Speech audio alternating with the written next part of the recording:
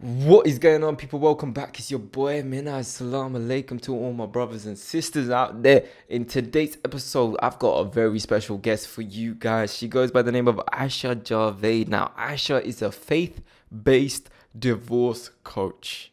Yes, you heard that right. Faith based divorce coach. For real, for real. She helps Muslim women with the aftermath of what takes place going through a divorce and going from heartbroken to feeling wholesome. Wow. Wow. I want to read this bio out to you guys because this is something. I hope divorced Muslim women go from being heartbroken to feeling wholesome in their God-given purpose. Oh my God. So guys, this is one of those episodes that is truly one of my favorites because I love talking about relationships. Why? Because I am dedicated to being the best that I can be to show up in the relationships that I want to be in, inshallah, meaning if God wills. Now, I want to have my own family. One of my biggest dreams is to have my own family one day, to be get married, to have my own children, inshallah, if God wills. Now, of course, we need to educate ourselves. So that is why I bring people like Aisha on the show so you guys can hear more about her experience as a divorce coach. And oh my God, I absolutely love this episode because the topics, oh my God, I can't wait. I can't wait. If you've seen the preview on Instagram, I want to say thank you for tuning in to this whole episode. I'm not going to let you wait any longer. Let's just get straight into this episode. But before we do, remember how we start all of these now. I want you to take a deep breath in with me right now and a deep breath out.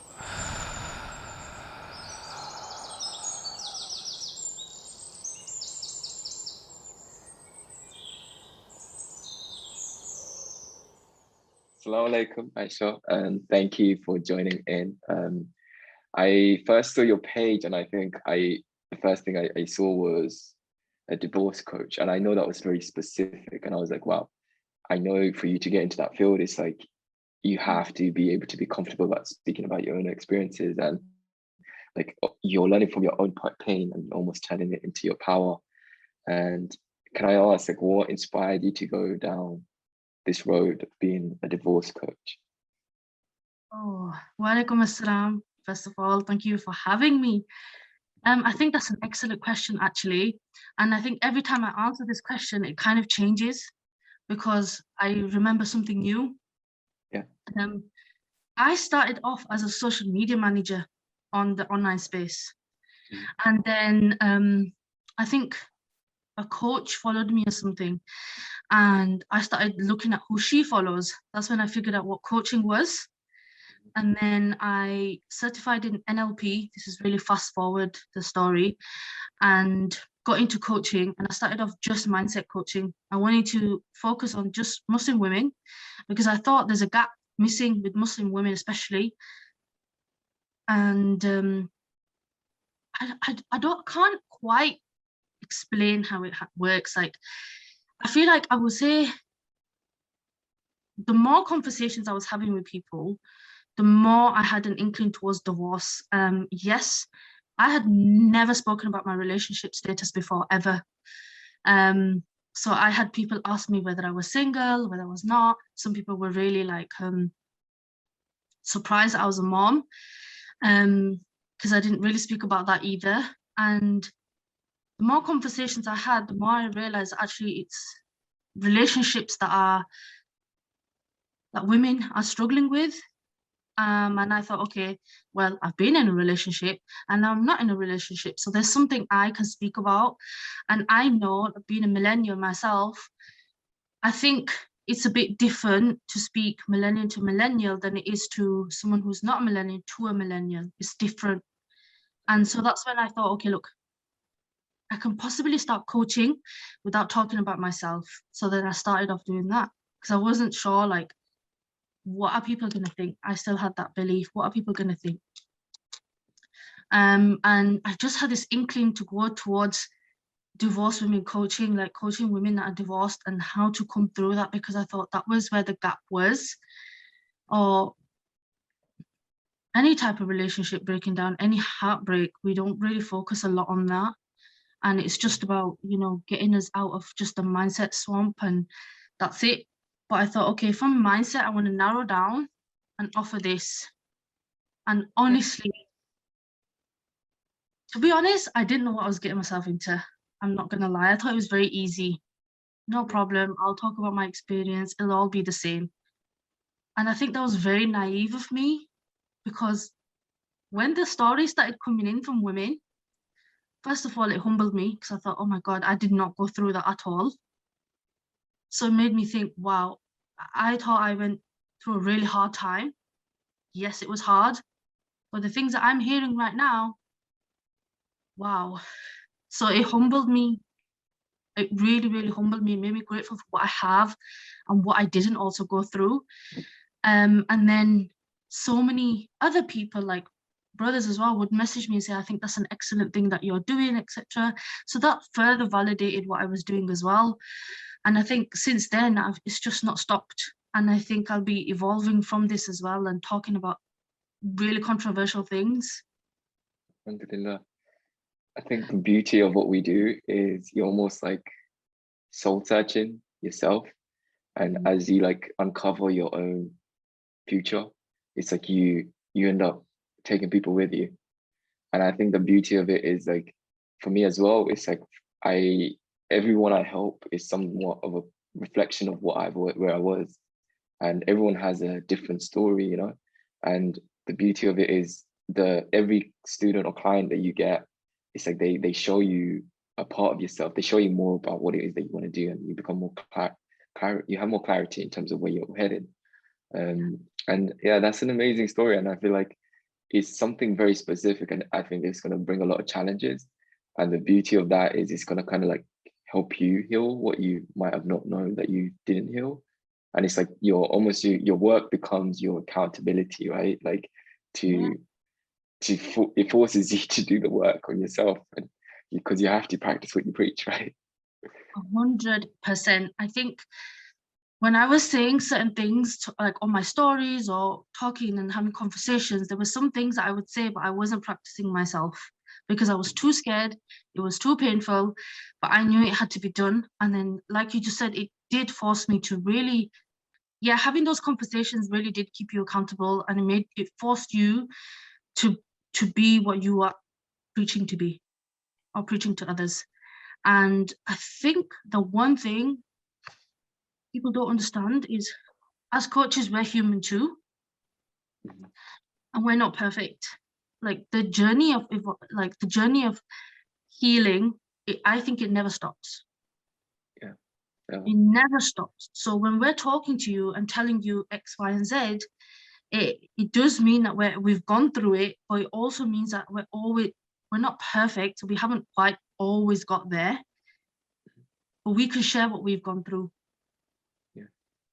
I think it's just that passion to be able to navigate through something difficult, you know, like, well, most people wouldn't even want to talk about it, you know, whereas you've chosen a topic where a lot of people probably do struggle. I mean, I would say a lot of people in marriage, I mean, they would think about divorce, you know, even just being in a relationship, like, it's like you think constantly about, is this the right person? When you're married, it's like that fear, almost like you cannot talk about this topic. You don't want to talk about this topic. And I think you give like other people courage to be able to express those feelings that they have, even if it is that they're coming to a situation where they might have to leave their partner or they want to fix it, you know. And family, let's be real, like they don't really give you the best advice.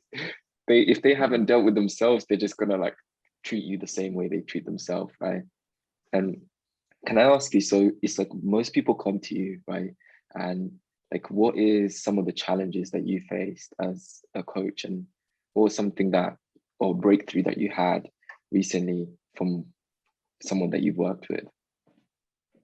Oh, okay. Some of the challenges, let's start there. I think when I first started this, I felt like I was always talking to myself when I was talking to people. And I realized then there's some things that I quite haven't worked through. And some of the things would be very triggering. I wouldn't tell the person, but it would be like, wow, I'm talking to myself. And her husband or her partner is exactly like how mine used to be. So I think that's when I realized actually there's a bit more work that I got to do. And some of the breakthroughs, I think one of the biggest things was how grateful this work has made me. It's made me very grateful for, number one, the experience that I did go through. Although it was hard, it's not as hard as what I've heard. And that really humbled me as a coach and as a person. And when I was going into this niche, I thought I knew everything. I thought it was every woman is going to be almost the same as me in my experience. So going through this experience has forced me to learn more about what people have gone through. Yeah. Wow. I think, the beauty of this is I work with a lot of, yeah, it might be your connection with your microphone. It's okay, we can hear you. Because I can't hear you at all. Oh, right now? Now, that's better. Okay, no worries. So yeah, I think that's amazing what you said, actually, because I work with a lot of coaches, right? And the first student or the many students, they're all, I believe that everyone you manifest into your life is a mirror. They're showing you something about you. And especially like everyone that you feel cool, that feels called to come to you for help, right? They see themselves in you. So they will connect with the story, they connect with part of you, and then they reach out to you because they feel safe around you. And they're gonna, like every student of mine triggered me. Every student, they showed me something that I didn't see in myself. And I truly, this is why I really believe in healing, because it was like something, I believe it's a constant, you're constantly healing because you manifest people into your lives that are a reflection of the parts of you that you haven't healed. And every student that will come to you to truly help them, it's like you help yourself almost first. Like after getting off that first call, I think the healing that happens, even in that moment of you communicating with them, you feel it right after that first call. And every single one of my students is like, they come off, they wanted to get into coaching business. They start the first student, right? And they're like, okay, Minhaz, I don't think I want to do this because that phone call was too intense. And I'm like, this is the work. This is what you signed up for. And you're almost like meeting your own mirror again and again and again. And, over the years, it's like I had to teach myself how to be compassionate with the parts of me that I abandoned years ago, because I would have labeled it as a weakness or too emotional or too fragile or sensitive. I looked at myself in certain ways. And when my students will come to me, it's like I would project that judgment I had on me, on them. And then I had to learn how to communicate with them without making them feel unsafe. So I had to almost go back and kind of learn how to heal my own inner child to learn how to be able to communicate with them. And I think this is the thing eventually you get really good at that part where you see a trigger, you see someone showing you a part of you that you haven't seen before, and immediately it triggers a part of you. But instead of like shying away, you're able to sit there and navigate through it, right? And the better you get with on the phone calls, it's like it impacts you in your life, in your personal life, with your children. Alhamdulillah, it's one of the most beautiful jobs, I believe, like for me at least, right? And I truly believe like this, not only is this good for in terms of as a career, but like in terms of family, that's something that I truly value. Hence why I wanted to bring you on, because I know a lot of people who are going through probably in a marriage, or they probably went through a divorce, and it can break someone, and especially if you have children, especially if you're a Muslim as well and a woman, I know family members who that's like they never want to go there because the fear of being alone. And the crazy thing is, it's like there's that fear is almost like the fear that lives on within them, rather than them even finding a partner, that potential that they could find someone that will love them with them and their children. I believe that to be more than possible, because as a man, it's like as the older I'm getting, it's like I wouldn't see it from that perspective. But then I know family members who would almost assume that if they went through a divorce, that's it, they will be alone forever. And I wanted to kind of ask you, like, what would you do with someone if they came to you and they're like, okay, I know I'm done in this relationship, but I don't want to leave because I don't want to be alone. What would you say to that? Actually, that was actually me as well. I went through exactly the same thing. And I remember sitting with my mom and saying with her, well, I know this relationship is not serving me. I absolutely know that. I know all these different things, but I don't want to be on my own. And I remember her saying, well, you're already on your own. And I just didn't have an answer. Oh, And I think that says everything right there. yeah, and she said, but you're already on your own. And then she said, but you're already living as a single person. And I honestly can say that most of the people who have that fear are already in that position. It's just by certification that they're married. You know, like they could be living together, but still so alone. Like you can have a whole room of people, can't you? And still feel so lonely. And that's one thing that comes up a lot for women, actually, the fear of being on their own. And I think that comes from us as parents, how we raised our children. I think a lot of things come from parenting and how we raised our children to believe that we need somebody else to be whole or to be a whole person or one person. And I am completely against that. I think there's two folds to this. I think you need to be a whole individual before going into any relationship, especially marriage. But then that other person is just a compliment to you. Like you're just an add-on. I do believe man and woman should be together, but I also think you should also respect yourself as a whole individual as well. Because if you go into a relationship and you have not worked on yourself, I'm telling you, your triggers will come out in a marriage. Your childhood traumas are going to come out. And that's a known fact. That's something I'm a living example of that. I think a lot of us search for what we have missing in our relationships and marriages. And then when those needs are not met, it ends in something worse than it started off with. Yeah. Because you're almost like facing off with the very things that you know you're lacking. And you start projecting it onto your partner instead of actually saying, I never found it within me first. Yeah. Well, I know, like I am so passionate about this because I believe it starts at home, you know, with mom, dad, sister, brothers, men, Agreed. women. And it's like that's something that for me to get to where I am, I took that part very seriously. And it's like I know how important this is because we can, like you said, you can be in a room full of people that love you, but you're still alone.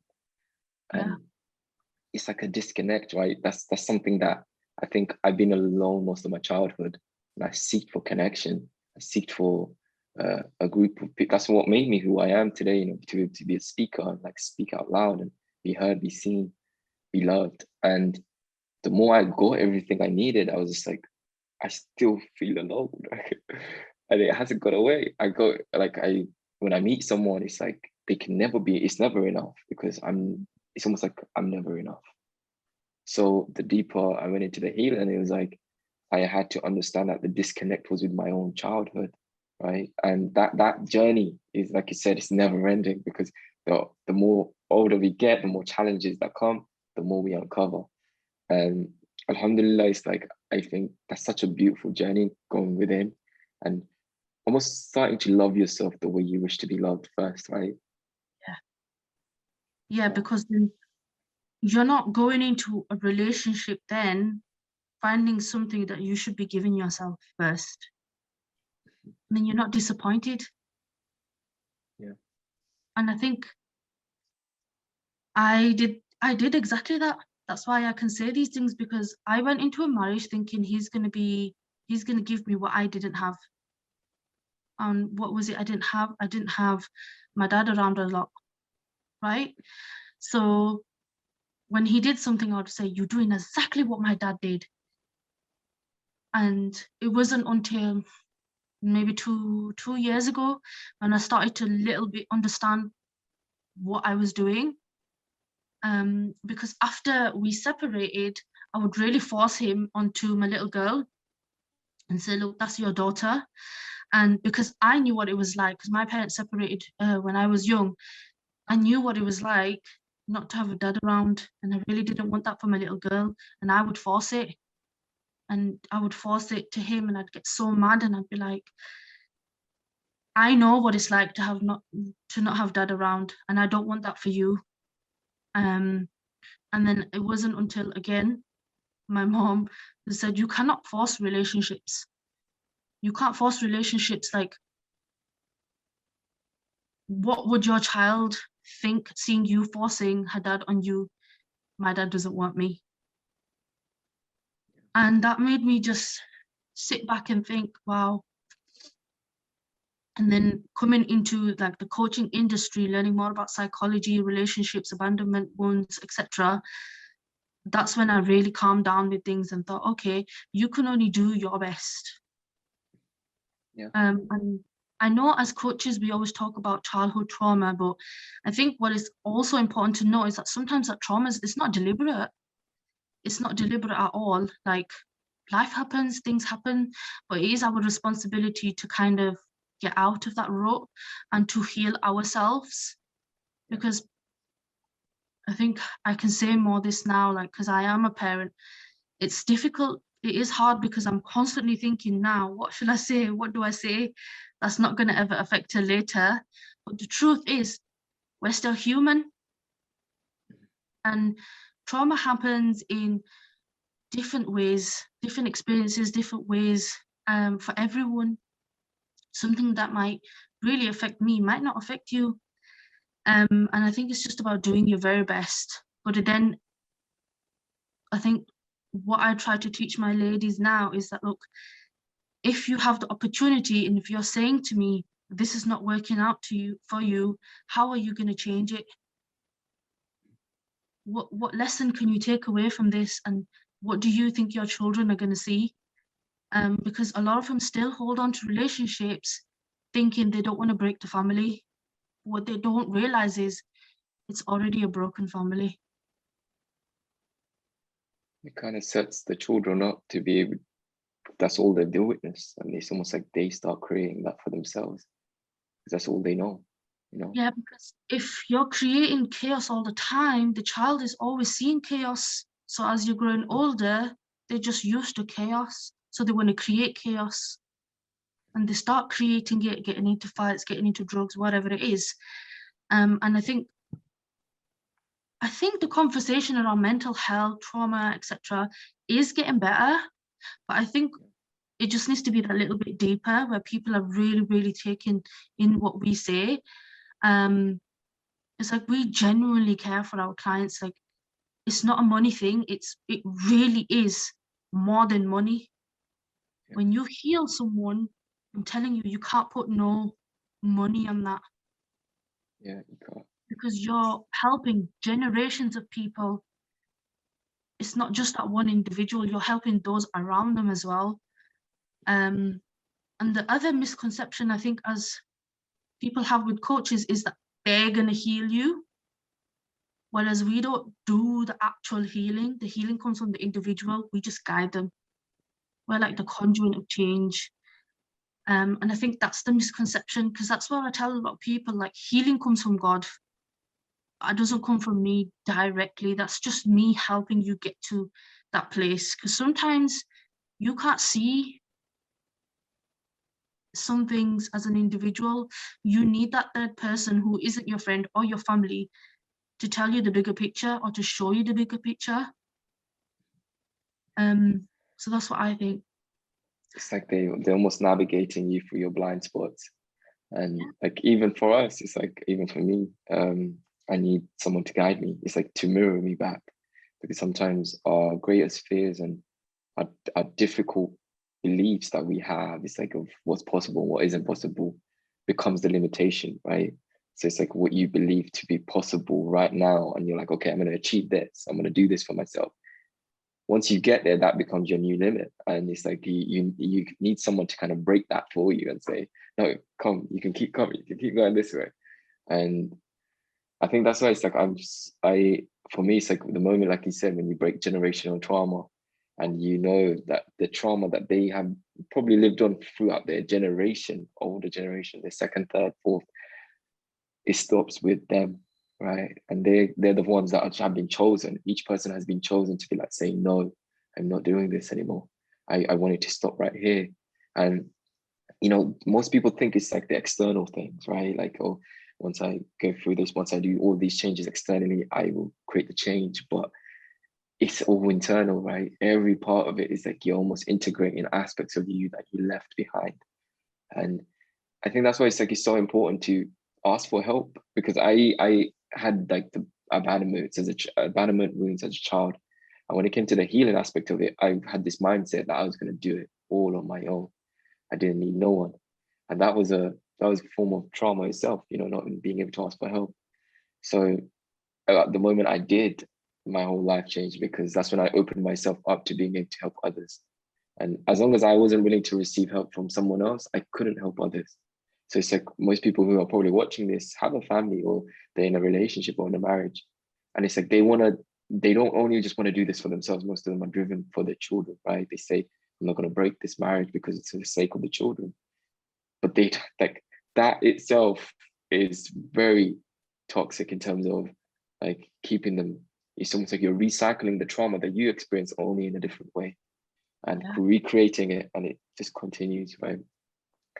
But I've seen this from my own family, like my parents, my uncles, my aunts. Like I've seen this everywhere around me, and it's like that's why I really chose. I don't want this to continue. This cannot keep going. Like it has to stop here, right? And that is why I, like you said, this isn't about the money, but I feel like Allah has chosen me for this journey, and it just continues to keep unfolding. And in terms of the money, it's like whatever is needed will show up for me to keep going. That's just a byproduct. Yeah, right? Alhamdulillah. It is. And this is the message we're trying to give to people, right? Is yes, the physical things matter, like separating yourself from that person, or moving away from a toxic family. But something I explain to people is when I actually got divorced. So it took me 4 years to get out the actual house. First of all, I knew it was not gonna go anywhere, and it took me 4 years to actually get out of the house and move. And then when I did, I thought like, okay, I've done this, what next? Like I didn't really give myself a lot of time to grieve. And then when I actually got my divorce, which was how many years after, I thought it was going to be, that's it. The physical thing's done, cool, whatever. What hit me hard was the grief, as in the things that I needed to do inside to move on from the relationship. And I didn't understand that then. I just thought, okay, I'm heartbroken right now. I need to get out of this marriage. Once the marriage ends, I'm going to be cool. But it doesn't work like that.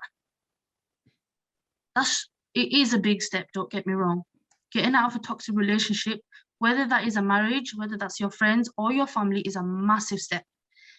Alhamdulillah. However, I personally think the journey after that is even bigger and it's even harder. And that's the inner work.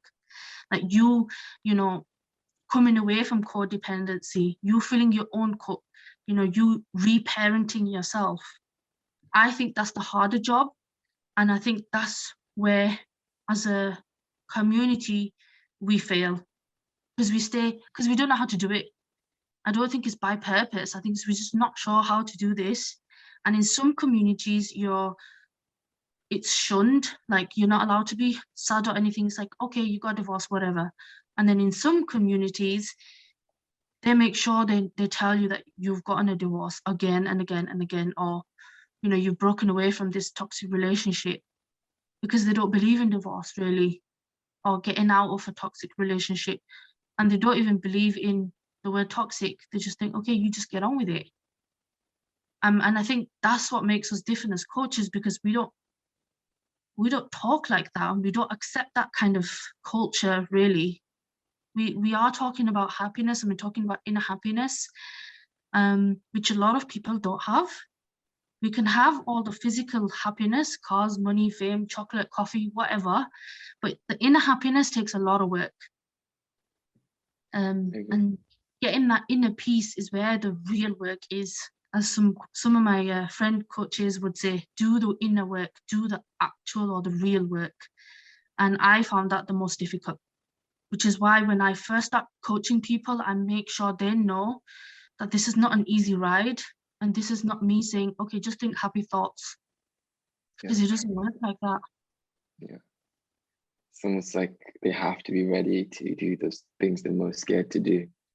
And like I always use this quote, it's like the cave you fear to enter holds the treasure you seek. And the funny thing is we usually go in there thinking the treasure is usually the external materials or person, but only to go in there and to realize it's who you become the moment you stepped in there, right? And for me, it was like, and all the students I've worked with, I worked with moms, I've worked with like all sorts of age, like in terms of healing, because I'm so passionate. And it's like everyone, the moment they go within, it's like the answer is buried in the pain, you know, it's buried in the feeling. And especially for men, we can go our whole lives burying our own heart, you know, like toxic masculine energy. And for women, it's like I believe you're forced every month, like with the monthly cycle, to be, you know, present with the body, present with the emotions. That's why most people do struggle with that time of the month. But I believe it's the most sacred part of a woman's, you know, life is that moment. It's like because your body is naturally cleaning and healing. And but for men, I've seen men go 50, 60 years until their emotions kill them, essentially, you know, to the point where they lost their mental health completely, midlife crisis, whatever they call that. It's like we can suppress until we can no longer be alive anymore. And like me, as I watched this from my own family, my own parents, I was just like, I cannot be this way because I know me being toxic masculinity, I will attract a partner who reflect that back at me and my children. I will just continue the generational trauma, right? I would crave for affection and love from my children, but I will never be able to give it. So I'll never be able to even receive it. And it's like coming down to my point, it was like most people, you know, they don't know how important that is. But it's like just even being able to be aware of your emotions. Like right now, we're speaking. And like I built up the awareness so much, like I am aware of how I'm feeling whilst I'm speaking. And if I say something that's coming from my heart, or if it's not, if it's coming from my head. And it's like that took me years to even do. But initially it was like, I was never like that. When I was a child, I was taught emotions are, you know, they're weak, they're a weakness, you know, like bury that.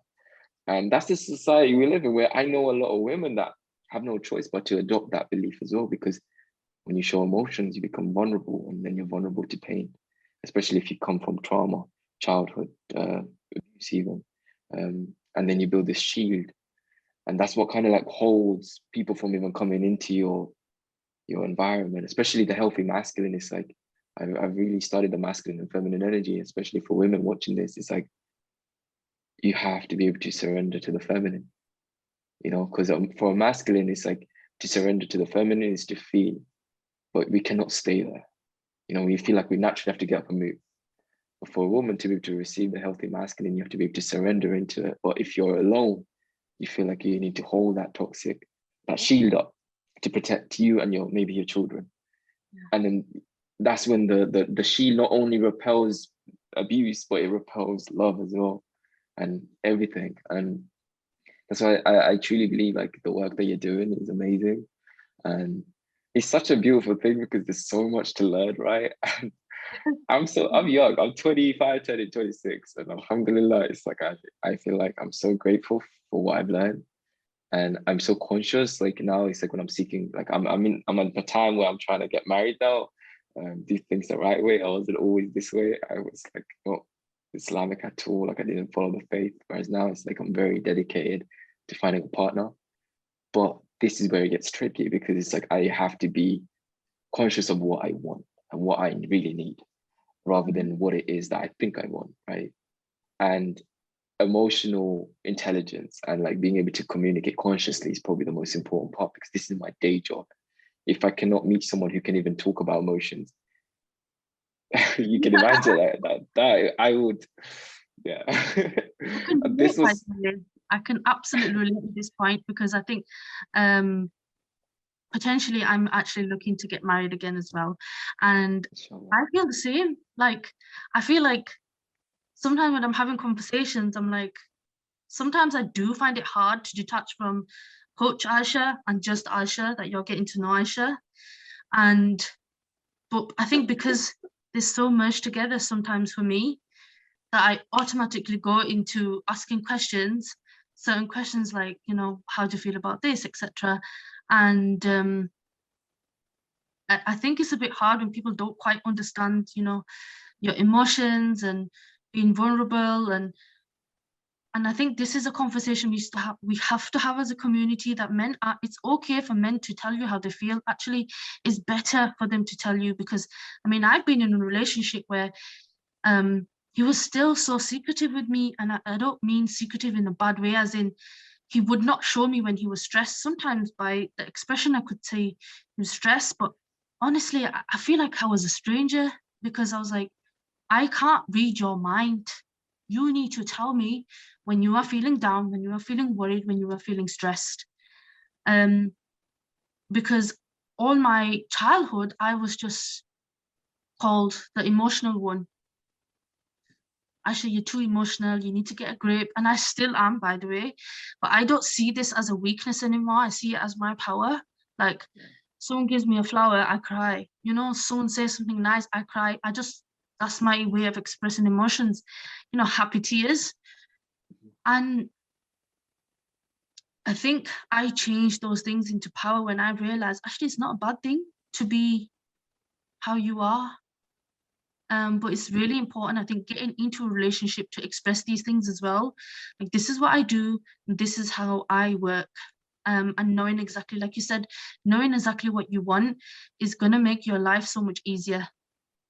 Yeah. Or at least knowing what you don't want. Yeah. It's better And to I do believe like you have to go through the knowing what you don't want first, right? Because I feel like you have to uncover the shadow, like we do. We have to go through the pain to get to the light, right? So it's in terms of manifesting a partner, you have to be aware of what you don't want. But I think when your heart, like as a feminine being, like as an emotional being, you know what's crazy? I believe my strength lies in my feminine energy. But because I'm a man, it's like I'm built to be able to probably do more work, but it's easier for me to suppress my emotions. And when I do, I suffer. Like I've learned that now. But my strength is my emotions. Like I can feel, like, and something I truly believe is like that's why I feel like we're healers for a reason, because we can feel someone else's pain, can feel what they're going through, right? Yes. Without them saying anything sometimes. And I think that comes from like our childhood, is like you kind of had to be like learn without speaking or without listening. You just had to feel your way through life, right? Yeah. But as you get older, we bury that because then society kind of shows that as a weakness. And then as we get older, now we're reclaiming the power. And I truly believe, like, even for me, because I had a lot of abandonment wounds, I constantly started picking partners that reinforced my childhood relationship with my mom. And so instead of like, whenever I see the pattern, initially my heart would feel guarded and I would become unconscious in my behavior. Like I wouldn't be conscious anymore in terms of my questions, feeling, trusting myself. I would lower my standards. I would accept behavior that I wouldn't usually accept. And that's the moment it's like you become aware, okay, I don't want this yet. I feel I can't walk away from it. I can't say no to it. I don't want to say no to it because I'm scared of something. And I think in that moment, you have to be so conscious in terms of choosing you. If I love myself, what would I do? I walk away. I would demand for more. And like you said, when they cannot give you what you need, you might as well sit there and look at the wall, right? Honestly, They're never gonna be able to give it to you. And it's like, it's almost you do them a disservice by trying to force them into the healing. Because as coaches, we can like, okay, we can heal that, we can heal this. Like I know where your trauma is. And I always do that. I get to relate. Like if I meet someone, I'm like, okay, I know what the problem is there. I can like fix you, But that's like the fixer, right? You become the fixer because you want to heal what's around you so you can feel connection. But it's like I truly believe that you can meet someone where you are, and you almost have to go through what you don't want to get to what you do want. But I think like with our jobs as well, it's like you have to rely on belief, right? Faith. because it's like you're constantly walking in the dark. There's no promised paycheck, there's no security, there's no pension, there's none of that. You're creating life on your own terms here. And I believe like we're playing with faith constantly. We have to rely on faith. And same thing with the partner. It's like I'm getting to a stage where I'm getting good at saying, no, this isn't it. I'm walking away. And it first starts off with me falling flat on my face, getting back up. But I guess for everyone that's watching this, I want you to know there is a lot of conscious people that are doing the work. And if you are doing the work within, you deserve someone who is also willing to do the same. Because I don't think like you would meet a partner and then they're going to get scared, you know, like my first ever relationship, it wasn't halal, you know, back about a few years ago. I remember when I first committed to it, I was physically shaking. Like I couldn't control it. And I couldn't hide it because as a man, you don't want to show that, you know, like that's but I was shaking so much, like, and I went home, I was like, what happened? Like, and I was just like, me committing to someone was me saying yes. But my deepest abandonment wounds was I never gonna ask anyone for connection. I would never rely on anyone. So I was like, I committed because I wanted to, and then I was afraid to. And when I did, my body was shaking because of how much emotions were being released that I was holding on to since I was 5, 6 years old. And then it's like, it's a process, you know? And I truly believe if you can meet a conscious person and you do choose to engage into a relationship and you get to know each other for the sake of marriage, inshallah, and you can talk about your fears, it's like, it's the most healing experience ever. And a conscious relationship, basically. So that is there, you know, like I truly believe every woman who's listening to this, especially when you go through divorce, you need to hold on to the hope, right? Like I could find someone, right? Because that's what drives you, right? Listen, I would say to every woman who goes through divorce that, see, just the shaking feeling that you were just speaking about now is what I would describe as people getting out of their comfort zones, right? Like your mind is now, after that breakup, is now wired in such a way for you to stay comfortable with certain things. And then when you, like you said yes to something, was normally you would say no, you're shaking, your body is like, what is going on? And that's you getting out of your comfort zone. And growth happens when you get out of that comfort zone. It was actually one of my coaches that did tell me that actually you haven't opened up that space where my ex-husband was, you haven't opened it up. And I didn't realize that. So I think, because I was talking about possibly getting into, like, I want to start finding people now. And that's one thing she said to me. She goes, I don't think you have opened it up, or have you? And I was like, no. That's the benefit of having a coach around you, to show you things that you cannot see, or your friend possibly can't see because you've told them the whole story now, or your family. And now that opening up myself, I've had too many people ask me my relationship status now, honestly. But you're right, you have to kiss a few frogs first to get to the prince or princess, you know? And that's going to be hard, but once you keep going through that, okay, I don't want this, that's okay. Your power is in the ability to say no. Yeah, 100%. I think that is everything right there, because you meet, like, especially after you go through the divorce, you probably, you find a man and you think, this is it, oh my God, now or never, right? But again, after you've been through a divorce, and then the first person that approaches you, because the society has made it in such a way that they've said to you, you're not going to get married again, or you failed a marriage, do you think anybody's going to come and get married to you? I'm telling you now, those women are probably more experienced than any other woman. They're probably better cooks. They can look after your house better. They can look after your children better. Like I just think that person, the first person that they get to meet, they automatically usually say yes. And it is out of our fears, really. They don't say it from a place of love. They say it from a place of fear. Like, yes, I'll get married to you, or I'll speak to you. But that's when we make the wrong decisions. When we speak out of, or when we make a decision out of fear, and out of our wounds. That's why I think it's so important for us, men and women, to really sit down after any type of breakup as well, and evaluate your life and evaluate yourself. your wants and what you don't want. And it's okay not to want something. I think the society now is making it hard for us to say no to certain things. Like, it's okay for me not to want someone who's shorter than me, let's say. It's okay. Like, everybody is allowed a preference. If you don't like something, that's okay too. And I think the other thing is it's okay to say no if a person has expressed something and you don't like that behavior, because you need to start putting yourself first, build a relationship with yourself first, then seek another relationship. It's like Because that question, right? Go on. If you loved yourself, if you choose you, what would you do? If you were first, what would you do? Yeah, And it it's is. those red And flags, right? When you see them, they're clear as day. honestly, because I think I say that so passionately because I got married thinking he is going to be like, he's going to fix me. I mean, I didn't really understand. Now when I look back, I didn't really understand what marriage was, right? And you think it's some sort of fantasy world or something, but it's not like that. Well, it can be, but it takes work every single day. But honestly, my biggest thing I would say to people is work on yourself first. And it's going to be hard. We're not saying it's easy, but we are saying we'll hold your hand on along the way. Alhamdulillah. That's I love that, because it's like,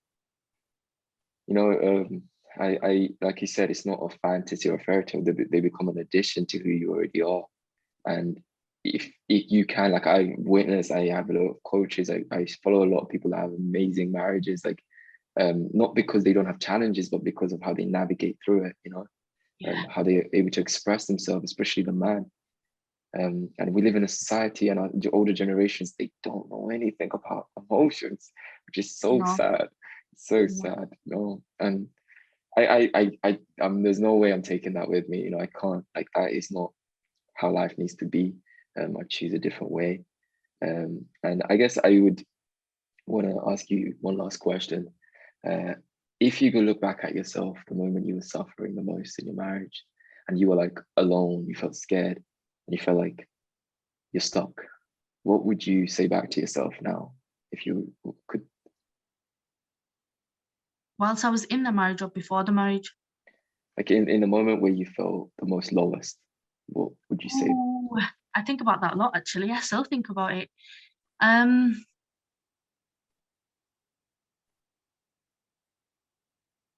I think, and I said this at the actual time as well, I think the memory that comes up straight away for me was some of the nights I would be so lonely and I'd sit downstairs on my couch waiting for him to come home. And I remember sitting there and I said to myself, it's going to come soon. It's going to come soon, because verily after every hardship is ease. And it did. It took some time, but it did come. And when it came amazingly. I live in a house now that I always dreamed of then. I have an absolutely amazing kid, which I just can't even imagine having a kid like that. And then she happened, someone who is very attentive to even my emotions. She knows when I'm not feeling good or whatever. Straight away, as soon as the eyeballs wake up, she's like, "Are you okay?" And I think that's the one thing I would say. If you want to ask me what I would say to myself before marriage, now I would say get to know yourself. Because when you're in a toxic environment already, it is really difficult to change your ability, change your ways. And the biggest thing I would say is remove yourself from the environment. Not that it's always an option for everyone, but for me, it wasn't. And then when I finally got out, I was like, okay, immediately it was a different atmosphere around me because I wasn't in that place. Yeah, I think that's what I would say. I would say, look, after every hardship comes ease, and yours is coming. And don't ever, whatever you do not ever let that belief go. Like, 100%. whether you believe in God or not, that problems happen and things get better. And it's coming. And that's something I hand on my heart say to people now. It's like, it might feel like you're in a thunderstorm right now, but let me tell you, it's going to be sun shining real soon. And that's what keeps me going, even now. Well, I guess the reason I say this is because this could be some people listening to this, watching, and they're probably exactly where, what you spoke about right now. It's exactly feels like that for them. And just remember, like, you're not alone, you don't have to do it alone. Like, as much as I like a lot of my students, I focus on helping them with the coaching, the business. Like, what you're doing is like turning that pain into power. I truly believe, like, you never would have thought back then, like, now you'll be helping other women do the same. Like, how beautiful is that, No way. And I think that is an excellent way to put it. Changing your pain into power is, especially for women as well, it is an absolute game changer, because you can change emotions into other emotions that do suit you. Like, as an example, I always say to women that are really angry at the time, go for boxing lessons. And when they come to me, we still work on the anger, where it comes from. But when they come back to me after that boxing lesson and they say, wow, it's amazing. I feel like I was kicking his head in. And, but it's just changing those emotions into things that are going to suit us, we still work on the root cause, but changing those emotions into something else is really, really, really going to help you out. And it's going to show you like where your strengths are and where your weaknesses are. So I think the beauty of that is like realizing that your pain is here for you. Like, Allah is putting you through situations that are meant to help you unfold into the person that you need to be, that was written for you, right? Because if you go back and we change everything, we wouldn't be sitting here right now, and having this conversation. And I like that makes me realize like none of it happened for a mistake. It was all meant to be, and I cannot change a single bit of it, which is a blessing, alhamdulillah. And one more last thing I wanted to kind of tell you about. Say if someone's in a marriage, right, and they wanna make it work, what would you say is needed? Because I know we spoke about a conscious communication, being able to be expressive with a partner on both sides, not just you doing the work and him just like, no, not me, like a wall, like what is needed for you to actually help? Because some women are going to watch this thing and be like, okay, I'm going to heal, I'm going to teach him, I'm going to fix it. Oh, I think, okay, the one other thing I want to say is that you can't change people. You cannot change a person. You can't change the condition of their heart. You can't change their thought process until they want to. Yeah. And the quicker we understand that, the easier life becomes. This is universal. If you're in a marriage, you need to understand that you got to work on yourself. We've already spoken about that. Conscious communication is like number one, definitely, hands down. Number two, I would say when we stop thinking about only fulfilling our own needs and also think about the other person's needs, then our own needs automatically get met. So, for example, if we want to look at it in a religious way, or from a stance of religion, if we focus on the rights of the other individual, so for example, the woman to the husband vice versa, we will automatically be kind of fulfilling ourselves and our own roles and responsibilities. So I think one of the biggest things that I'm seeing right now, the trend that I'm seeing is, well, this is not my right. Like it's not my responsibility. So it's not my responsibility to look after the mother-in-law or whatever, or to cook, etc. But my answer to that is, okay, that's fine. But when you fulfill the rights of the other person, it makes a happier marriage. If you give them the time, if you give them that energy, if you give them the support that they need, you will get it back. So I guess some people, they could be in that situation and they're probably doing everything to meet his needs. What would you say to those who feel like they're abandoning themselves to meet his needs? Okay. Like they're almost like they're losing themselves to please him, but yet they receive nothing back.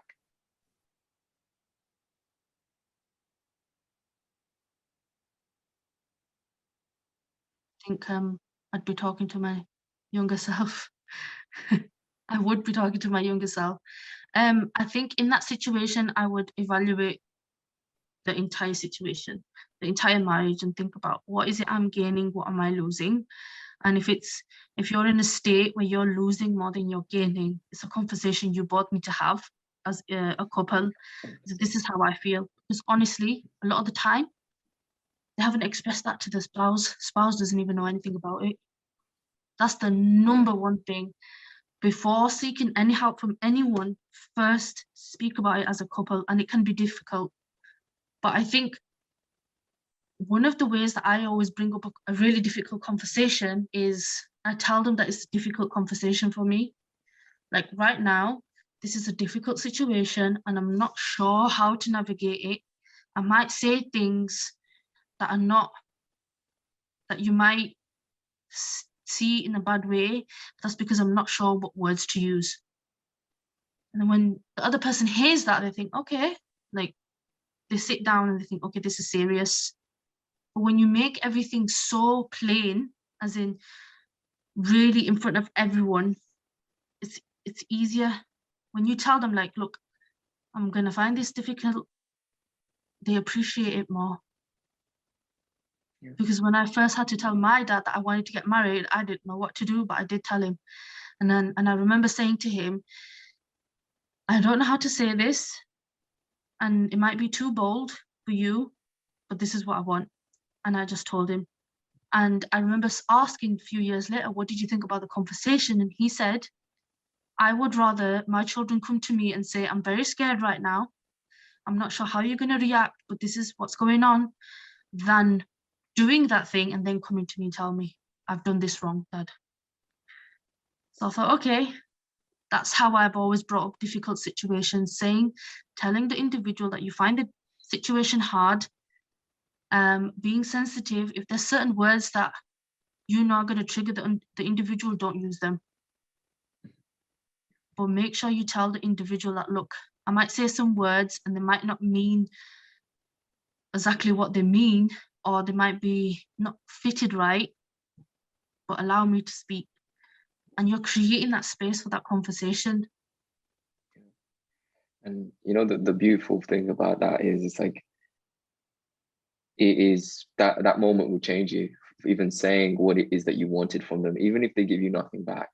Like the fact that you stood up and you had a difficult conversation, you expressed what you wanted from them, what you need from them. Even if they walk away and they're like, and they argue, they get angry. That's the moment you realize, that's the life-changing moment where you're like, okay, I don't know if this isn't gonna be it. This isn't it. Because if you're conscious enough to have that conversation and you do push yourself, maybe you have a coach, you know, Aisha, you're helping them get into that conversation, and then they give you nothing back. It's like, I guess that is why it's so important to have someone help you through the process, because either a family member or a coach, you know, someone who's specific about this, which is what you do, which is amazing, alhamdulillah, because I know a lot of people need you. Alhamdulillah. I think the one hadith that I want to just mention, there's a hadith where the Prophet ﷺ said, speak the truth even if your body shakes. And usually when we're in these difficult situations, we are so scared. And I've been in that position where my body's shaking and I'm like, I don't really know how to say this, mom, dad, whoever, and then have the conversation. And I am telling you, you will thank yourself, because you were brave and you were courageous and you stood up for something that really meant a lot to you at the time. And you are going to shake because it's out of your comfort zone, but that's just goodness. That's just your body saying, wow, you did that. Yeah, like having major breakthroughs in that little moment. Internally, right? Even though externally you might see nothing changed, it's like internal shifts. That's it. There's no going back. I've had those conversations with my mom, my dad, my previous relationships, my family members. Like I knew I had to, you know, I didn't do this because it was a game of fun. It wasn't fun, but it was like written for me, you know, because it's like that I knew my success wasn't the material, but I knew my success lied on how deep I can go with the relationships at home. And alhamdulillah, it's like that's why I had to bring you on here, because I know so many people who are going through this journey on their own, and they feel like they're on their own. And it's such a beautiful conversation, Aisha, and I can't wait for people to hear this. Thank you for being here today. Yes, alhamdulillah. Thank you for having me. Honestly, I appreciate conversations like this because I think people need to hear them more and let them know that we're here to help. 100%. And just know, like, there are conscious men out there. I stand for them. I believe in that, and do not settle for less. For anyone watching this, because it's like, otherwise you're gonna suffer, you know. You don't deserve that, and it's like you do deserve someone who can talk to you consciously back, right? And inshallah, but be the change you wish to see first, right? Of course, because you know what? Whether you have children or not, whether you've ever been married or not, but by healing yourself now, your future self, your future husband or wife or children will thank you. I'm telling you that Inshallah. from someone who has children, who's been in a marriage, they will thank you. Inshallah. Yeah. I plan to do this till I'm no longer here. So inshallah. But thank you, Aisha, for being here. I want to say thank you so much. I will keep you updated in terms of when this podcast is going to go out. And for everyone watching, how can they find you? And also, what is it if they do want help? How can they do that? Oh, my biggest platform right now is Instagram. So it's at Aisha_Javed. And honestly, if they want to help or they want me to help, it's just a message. It's just a DM, and I always pick them up anyway. Well, alhamdulillah. Thank you for being here. And anyone watching, you know, honestly, you do not have to do this on your own. Aisha is here. There's people, a lot of people here. You just need to be, I mean, if you are going through something similar in terms of a divorce, or you're having a difficult situation at home, definitely ask for help, because it really does help you, you know. You don't have to do it on your own. Just the same way we would want for our own children, inshallah, one day, right? It's like you wouldn't want them to suffer on their own, and we must choose to ask for help before receiving it. So yeah, thank you for being here, Aisha, and have a beautiful day, because I know it's still early. And yeah, I hope this conversation was good. Really great. Can I just say something as well? When people reach out to us as coaches, if we cannot help you for whatever reason, we do refer you to other people. We can give you like other people that we think can help you as well. Because sometimes that happens to me, and I always give someone else that they can go to who will suit them better. Inshallah. I think that's why it's like my effort. I do want to create a community, you know, and like of coaches, because at the end of the day, we're here to serve, right? To help. And I truly believe this is also one thing I'm passionate about, is making this something in a means of like receiving whatever it is that you need to keep doing this in a larger scale, create a bigger impact, right? So I definitely agree with that. And yeah, if anyone reaches out to me, like I said, I will be telling them to watch this episode, right? That's my intention first thing. So thank you for being here, Aisha. And I want to, you know, say I'm excited for this, and like for people to hear this, and I'll keep you updated when I upload it. And yeah. No problem. Thank you for having me. You're welcome. You're welcome. All right. Assalamu alaikum. Take care. Alaikum assalam.